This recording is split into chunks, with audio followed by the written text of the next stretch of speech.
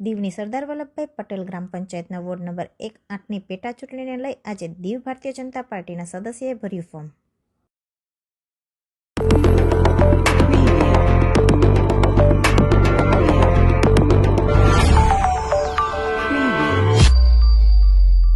કેન્દ્ર શાસિત પ્રદેશ દીવની સરદાર વલ્લભભાઈ પટેલ ગ્રામ પંચાયતના ઉપસરપંચ તથા વોર્ડ નંબર 1-8ના સદસ્ય રામજીભાઈ લખમણ બામણિયાનું નિધન થતાં સરદાર વલ્લભભાઈ પટેલ ગ્રામ પંચાયતની પેટા ચૂંટણીનું આયોજન કરવામાં આવ્યું છે।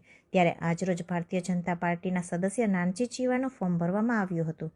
દીવ બીજેપી કાર્યાલય ખાતે દીવ બીજેપી પ્રમુખ મોહનભાઈ લખમણ અને તમામ સદસ્યો એકઠા થઈ દીવ કલેક્ટર ઓફિસ ચાલીને પહોંચ્યા હતા, જ્યાં નાનજી ચીવાનું ફોર્મ ભરવામાં આવ્યું હતું। સરદાર વલ્લભભાઈ પટેલ ગ્રામ પંચાયત વોર્ડ નંબર 1-8માં ફોર્મ ભરવાની આજે છેલ્લી તારીખ હતી। ત્યારે દીવ બીજેપી દ્વારા નાનજીભાઈ જીવા એક જ ઉમેદવારે ઉમેદવારી નોંધાવી હતી, જેથી સરદાર વલ્લભભાઈ પટેલ ગ્રામ પંચાયતમાં વોર્ડ નંબર 1-8માં નાનજીભાઈ જીવાની બિનહરીફ જીત નક્કી જ છે। આ પ્રસંગે દીવ ભારતીય જનતા પાર્ટીના હોદ્દેદારો કાર્યકર્તાઓએ પણ નાનજીભાઈ જીવા બિનહરીફ થતાં ખુશી વ્યક્ત કરી હતી।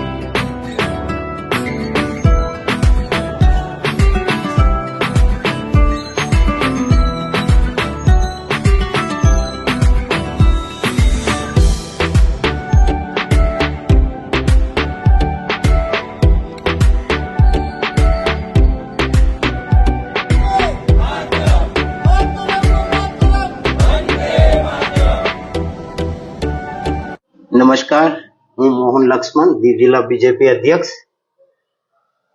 દમણ દીવ દાદરા નગર હવેલીના અમારા બીજેપીના પ્રભારી આદરણીય દુષ્યંતભાઈ પટેલજી, પ્રદેશ અધ્યક્ષ મહેશભાઈ આગડિયાજીના સીધા માર્ગદર્શન અને નેતૃત્વમાં દીવ જિલ્લાના સરદાર વલ્લભભાઈ પટેલ ગ્રામ પંચાયતની 1-8ની પેટા ચૂંટણીનો આજે ફોર્મ ભરવાની પ્રક્રિયા હાથ ધરવામાં આવેલી છે અને આજે છેલ્લો દિવસ હતો। તેના ભાગરૂપે આજે બીજેપી કાર્યાલય ખાતે સંગઠનના પદાધિકારી અને ચૂંટેલા પ્રતિનિધિ અને કાર્યકર્તા ભાઈઓ એકઠા થઈ અને અમારા ભારતીય જનતા પાર્ટીના પ્રેરિત કેન્ડિડેટ નાનજીભાઈ જીવાનું ફોર્મ અહીંથી રેલીના સ્વરૂપે કલેક્ટર ઓફિસ ગયા અને ત્યાં ફોર્મ ભરવામાં આવ્યું।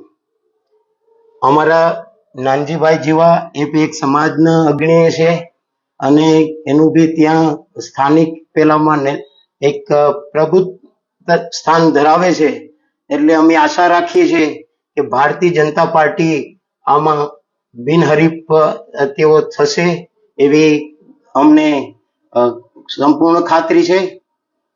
અને સાથે સાથે હું એ પણ કહેવા માંગુ છું કે યશસ્વી વડાપ્રધાન નરેન્દ્ર મોદીજીના આશીર્વાદ અને સંઘ પ્રદેશ દમણ દીવ અને દાદરા નગર હવેલીના આદરણીય પ્રશાસક મહોદય શ્રી પ્રફુલ્લભાઈ પટેલના દૂરગામી વિઝનના પરિણામ સ્વરૂપ પ્રદેશ અને જિલ્લામાં સર્વસ્પર્શી અને સર્વાંગી વિકાસ થઈ રહ્યો છે। લોકોએ તેને સ્વીકાર કર્યો છે અને લોકો એને માન્યતા આપે છે। એવું કહેવામાં આવે છે કે હવેના દિવસોમાં અમને દેખાતું નથી કે દીવ જિલ્લાના અંદરમાં બીજી કોઈ પાર્ટી આગળ કોઈ દેખાઈ રહી છે। વંદે માતરમ, ભારત માતા કી જય।